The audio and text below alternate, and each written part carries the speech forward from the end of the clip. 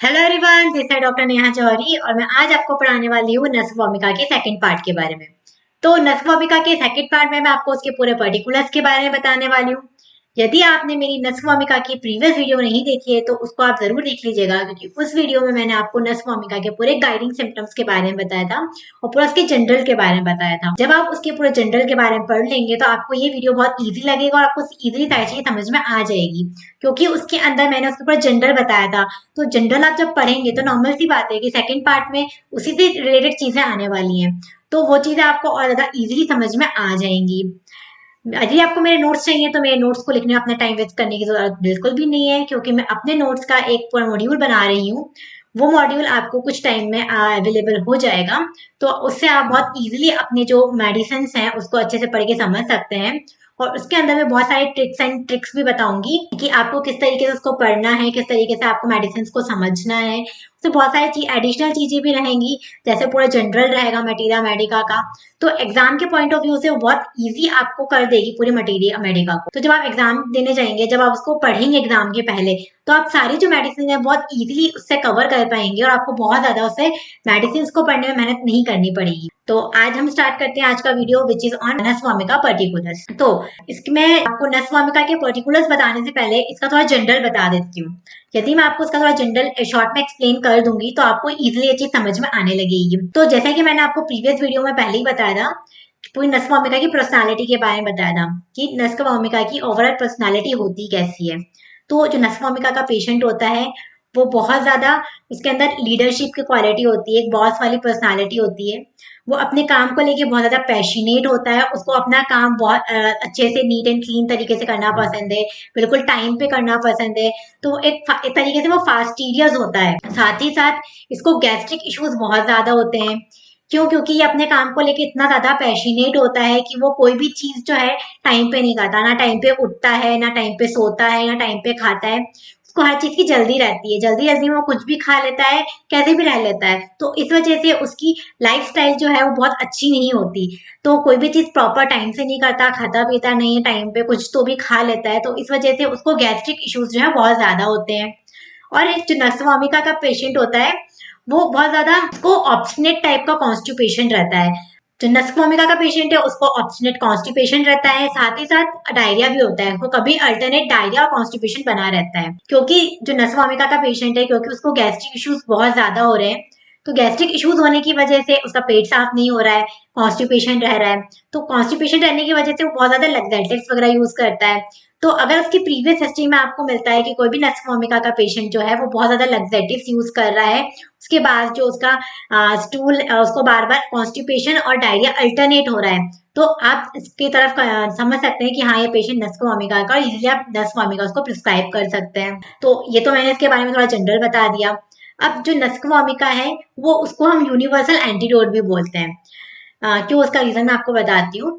जब भी कोई भी पेशेंट आपके पास आएगा और आपको बोलेगा कि मेरे को बहुत टाइम से, मतलब एक क्रॉनिक डिसीज लेके आपके पास आ रहा है कि उसको 10-15 साल से कोई बीमारी है, उसका वो बहुत ज्यादा इलाज करवा चुका है, हर पैथी में उसने उसका इलाज करवा लिया, पर उसको कोई रिलीफ नहीं मिल रहा, एट दी एंड वो आपके पास आ रहा है। तो जब नॉर्मल सी बात है कि डिसीज क्रॉनिक है, 10-12 साल हो गए हैं और ये इतने सारे ट्रीटमेंट्स लेकर आया है, तो अलग अलग टाइप की मेडिसिन उसने यूज करी हैं, तो जो उसको डिसीज है, जो उसको डिसीज की सिम्टम्स हैं वो तो है ही, उसके अलावा भी इतनी सारी दवाइयां वगैरह ले रहा है, तो कुछ सिम्टम्स जो है वो दवाइयों की वजह से दब गए होंगे, कुछ सिम्टम्स होंगे जो उसको नए आए होंगे। तो हमें एग्जैक्ट नहीं पता कि उसको एग्जैक्ट बीमारी क्या है। एग्जैक्ट बीमारी हमको पता है, लेकिन एग्जैक्ट उसके सिम्टम्स हमको समझ नहीं आ रहे कि कौन सा नया सिम्टम है, कौन सा पुराना सिम्टम है। एक्चुअल में इसको उस बीमारी की वजह से दिक्कतें क्या क्या हो रही है हमको नहीं समझ में आ रहा है। तो सबसे पहले हमको उसको जो है, उसकी जो भी उसने दवाइयां ले रखी है उसको एंटीडोट करना पड़ेगा। तो एंटीडोट करने के लिए हम नस्कोवोमिका का यूज करते हैं।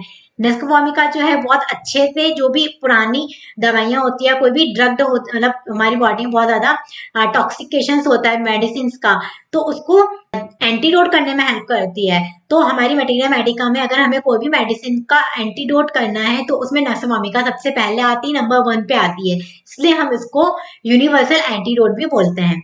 तो ये सब चीजें हो गई इसके जनरल के बारे में। इसका डिटेल जो है मैंने आपको पूरा हमारी प्रीवियस वीडियो में बता चुकी हूँ, प्रीवियस वीडियो में सब कुछ अच्छे से एक्सप्लेन किया हुआ है। यदि आपने वो वीडियो नहीं देखी तो आप वहां जाके इसको अच्छे से देख लें, तो आपको वहां पे से इसका पूरा डिटेल और अच्छे से मिल जाएगा और आप अच्छे से समझ पाएंगे। यहाँ मैं बात करती हूँ उसके पर्टिकुलर्स के बारे में। तो निस्कोमिका के पर्टिकुलर में सबसे पहले हम इसके रेस्पिरेटरी के बारे में पढ़ेंगे, रेस्पिरेटरी सिम्टम्स के बारे में पढ़ेंगे। तो कॉजेशन क्या है, इसको दिक्कतें किन किन चीजों से होती हैं। कोल्ड से होती है, इरेगुलर डाइट की वजह से, कॉफी, अल्कोहल, इन सब चीजों को लेने की वजह से उसको बहुत ज्यादा दिक्कतें होती हैं। कैरेक्टर कैसा होगा, हर्शनेस आएगी इसको थ्रॉट में, उसको बहुत ज्यादा हर्शनेस लगेगी, उसके वॉइस जो थ्रॉट है उसमें स्टीचिंगनेस लगेगी, ऐसा लगेगा कुछ चुभ रहा है, कुछ अटक सा रहा है, और कॉन्स्ट्रक्टिव टाइप का पेन होगा इसके गले में। Asthma with fullness of stomach. अब इसको जितने भी बीमारियां, कोई भी बीमारी हो, रेस्पिरेटरी से रिलेटेड हो, किडनी से रिलेटेड हो, हार्ट से रिलेटेड हो, मतलब कोई भी बीमारी अगर उसको हो रही है तो वो जीआईटी ऑरिजिन से ही होगी। अगर उसका पेट खराब है तो उसके बाद उसकी पेट की दिक्कतों की वजह से उसको कोई भी बीमारी आएगी। तो asthma with fullness of stomach and asthma of GIT origin, मतलब गैस्ट्रो इंटेस्टाइनल ट्रैक में कोई भी इशू है, गैस्ट्रिक रिलेटेड इसको इश्यूज हैं, तो उसके बाद इसको अस्थमा की इश्यूज आएंगे, अस्थमा की प्रॉब्लम होगी। देन कफिंग होती है with shallow respiration. Shallow respiration से मतलब यह है हमारा ऑक्सीजन की जो मात्रा है वो कम हो जाएगी, और जो पेशेंट है वो बहुत ज्यादा रैपिड रेस्पिरेशन करेगा, बहुत तेज तेज सांस लेने की कोशिश करेगा। उसको हम रैपिड रेस्पिरेशन या शैलो रेस्पिरेशन भी बोलते हैं। फिर ऑप्रेस्ड ब्रीथिंग, सांस लेने में उसको बहुत ज्यादा दिक्कतें आएंगी, और वायलेंट कफिंग, बहुत ज्यादा तेज तेज वो खांसेगा, कफिंग होगी। स्पेशली इसको मिडनाइट से मॉर्निंग तक में इसको दिक्कतें ज्यादा होगी। जब आधी रात होगी तब से उसको कफिंग स्टार्ट होगी और सुबह तक उसको कंटिन्यूअसली कफिंग होती रहेगी। तो dry cough and persistent from midnight till morning. Then इसकी मॉडलिटीज की बात की जाए तो उसको सारी दिक्कतें, जो एग्रावेशन जो है वो मॉर्निंग में होगा, वेकिंग एट 4 AM में होगा, बाय मेंटल एक्सर्शन, बहुत ज्यादा मेंटल एक्सर्शन वो कर लेगा तो होगा, आफ्टर ईटिंग और ओवर ईटिंग, कुछ भी खाने के बाद या कुछ भी बहुत ज्यादा खाने के बाद दिक्कतें आएंगी, touch, noise, anger, spices and cold air, इन सब चीजों से इसको दिक्कतें होंगी। अब हम इसके एम्ब्लियोरेशन की बात करते हैं। आराम इसको मिलेगा इवनिंग में, वाइल रेस्ट जब ये आराम करेगा, लाइंग डाउन जब ये लेट जाएगा, और इन कोल्ड एयर और ठंडी हवा से इसको आराम मिलता है इसकी दिक्कतों में। Next GIT. नक्सवामिका की जीआईटी बहुत ज्यादा इंपॉर्टेंट है, वैसे नक्सवामिका पूरी ही बहुत इंपॉर्टेंट है। ये हमारी एक पॉलीक्रस्ट रेमेडी है।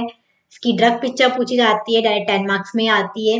लेकिन यदि 10 मार्क्स में हमको नक्सवामिका नहीं पूछी गई तो उसका जीआईटी पूछा जाएगा 5 मार्क्स में। 5 मार्क्स में इसकी जीआईटी जो है 5 स्टार क्वेश्चन में आती है। आपको अगर नस्क के बारे में कुछ भी नहीं पूछेंगे तो नस्क का सिर्फ जीआईटी ही पूछेंगे। तो आपको या तो पूरी होल डीपी तैयार करनी है, होल डीपी तैयार करेंगे तो जीआईटी ऑटोमेटिक उसमें आ ही जाएगा।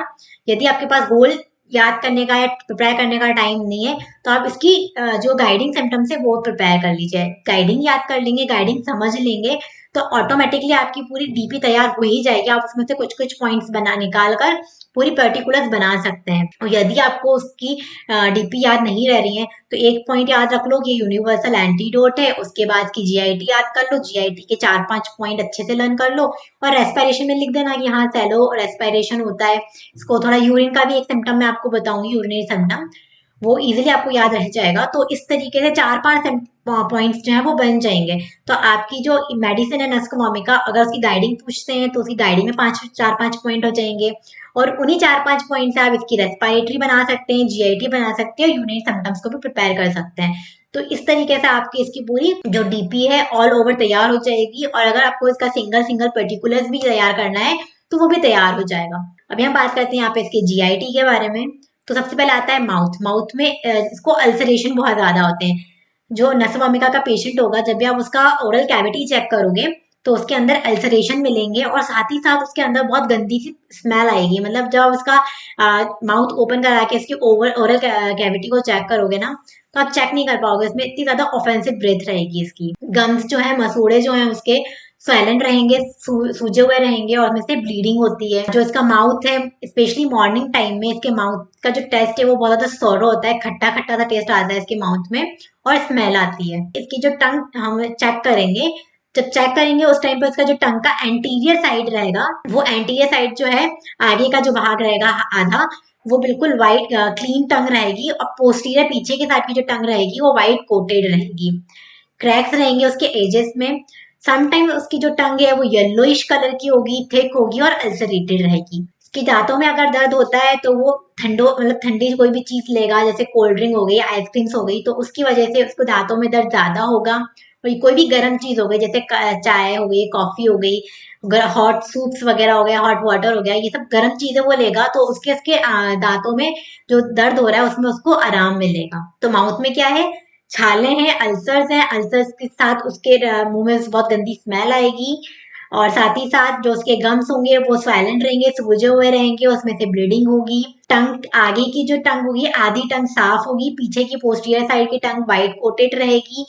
समटाइम्स जो है वो येलोइश और थिक होगी, और अल्सर्स होंगे।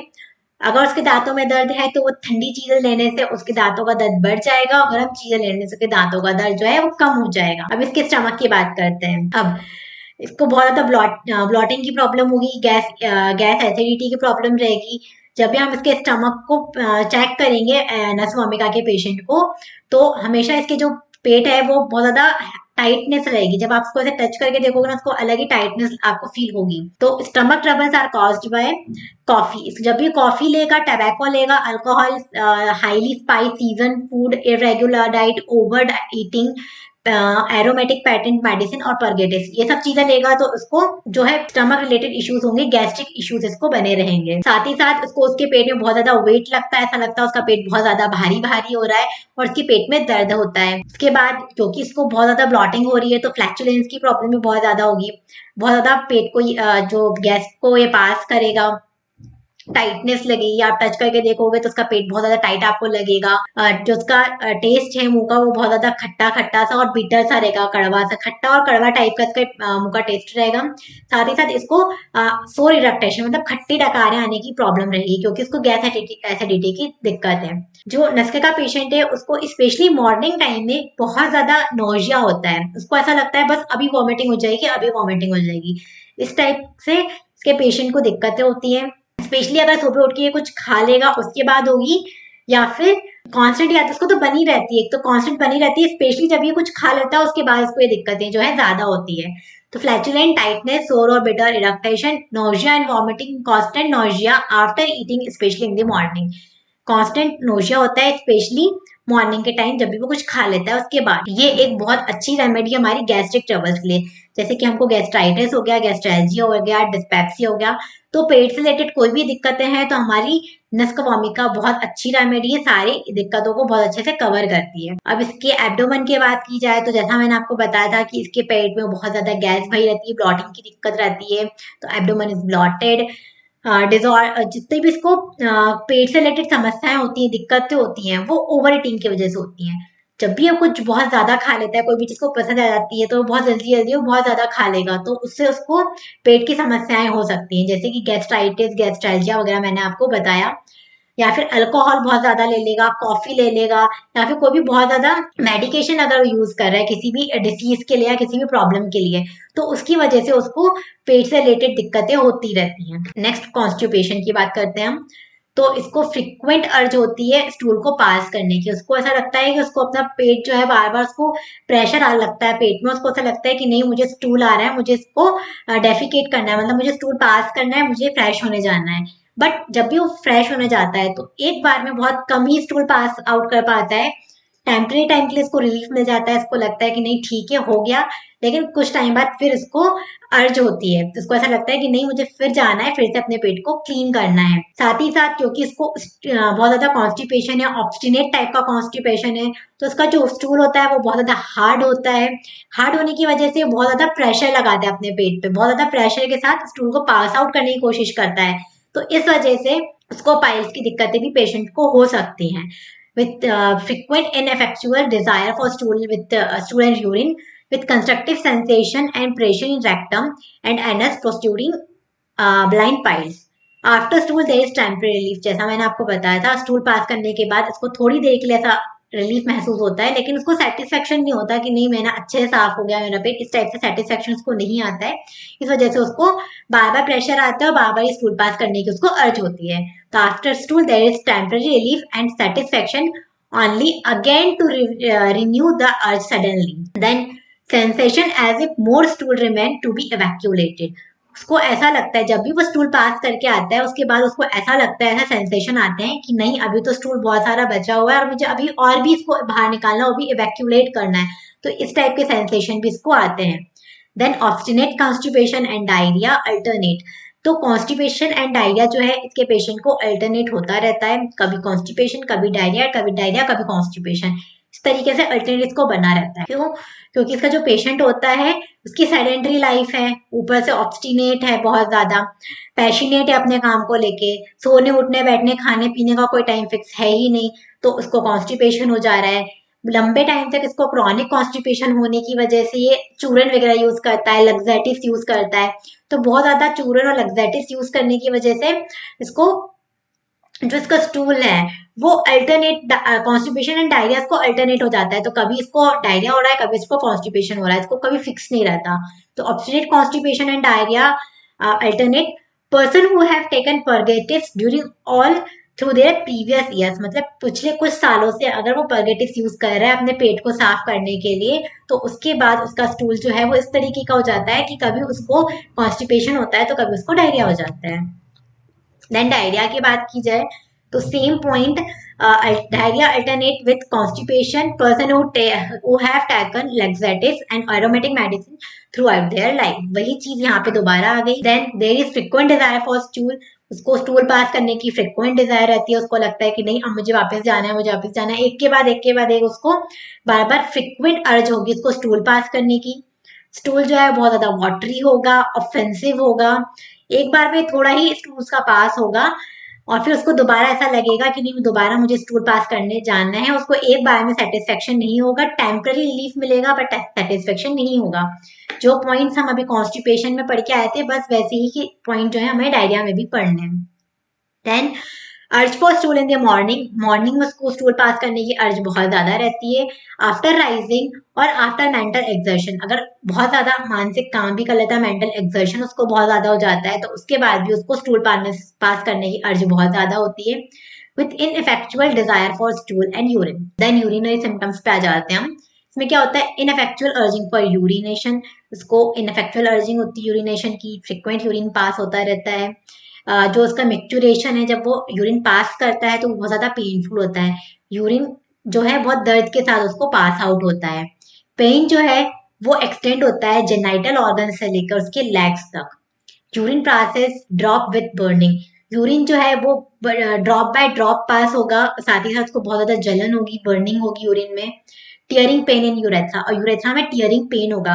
ये सारे सिम्टम्स जो है वो नॉर्मली हमको नहीं देखने को मिलेंगे।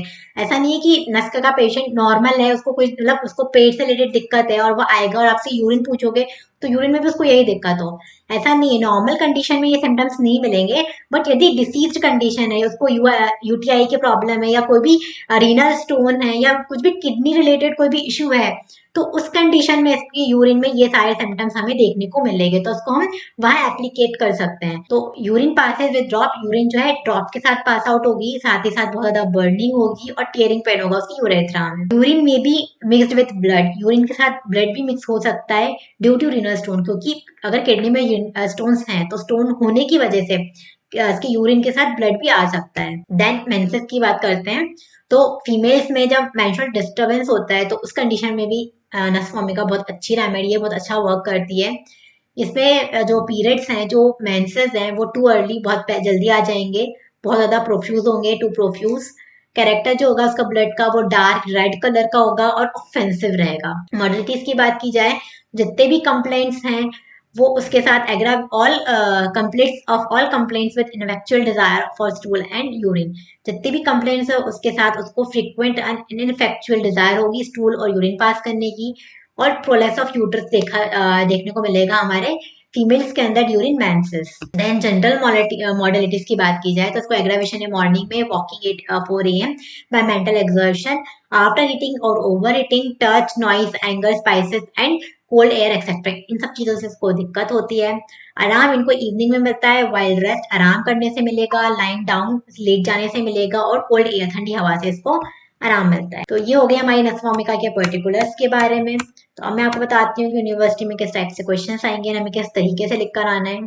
तो जैसा कि मैंने इस वीडियो के स्टार्टिंग में भी बताया था और प्रीवियस वीडियो में भी बताया था कि नक्स वोमिका जो है एक पॉलीक्रस रेमेडी है, तो यहाँ से सीधा 10 मार्क्स में एक क्वेश्चन आता है, लॉ में इसकी डीपी लिखने को आती है। यदि नक्स की डीपी लिखने को आती है तो आपको सब कुछ लिख कर आना है, इसके common names, spheres of action, constitution, guiding symptoms, mental symptoms and particulars. यदि इसकी डीपी पूछी नहीं जाती तो या तो इसके गाइडिंग सिम्टम पूछे जाएंगे या इसकी रेस्पिरेटरी पूछी जाएगी।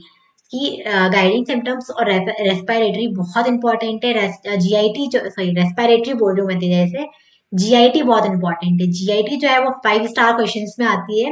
यदि डीपी लिखने को नहीं आएगी तो सीधा इसकी जीआईटी ही पूछी जाएगी, आपको उसकी सिर्फ जीआईटी लिख कर आना है। तो आप पूरी, जैसा मैंने आपको पूरे पॉइंट्स बताए कि इसमें आप क्या लिख सकते हैं, तो जीआईटी अगर पूछते हैं तो उसमें आप एक माउथ पॉइंट बना के माउथ के सिम्टम्स लिखें, स्टमक बना के स्टमक के सिम्टम्स लिख दें, एब्डोमेन के लिखें, कॉन्स्टिपेशन डायरिया के लिखने। कॉन्स्टिपेशन अगर आपने एक बार अच्छे समझ के पढ़ लिया तो उसी से रिलेटेड डायरिया के भी सिम्टम्स है, आपको वो लिख देना है। और नीचे जनरल मॉडलिटीज आपको हर जगह लिख कर आना है। हर मेडिसिन में आप पर्टिकुलर्स वाली कुछ भी पूछें, लेकिन आप उसकी जनरल मॉडलिटीज अगर लिख कर आते हैं तो आपको अच्छे मार्क्स मिलेंगे। बस गलत सलत नहीं लिखना है। अगर आपको आते हैं, आपको याद है, तो आप सही सही पॉइंट्स लिख कर आएंगे तो अच्छे मार्क्स मिलेंगे। अगर गलत लिख कर आएंगे तो ऑब्वियस सी बात है, मार्क्स कटे जाएंगे। तो ये है हमारे नक्स भूमिका के पूरे पर्टिकुलर्स के बारे में। यदि वीडियो पसंद आई है तो लाइक करें, सब्सक्राइब करें। Thank you.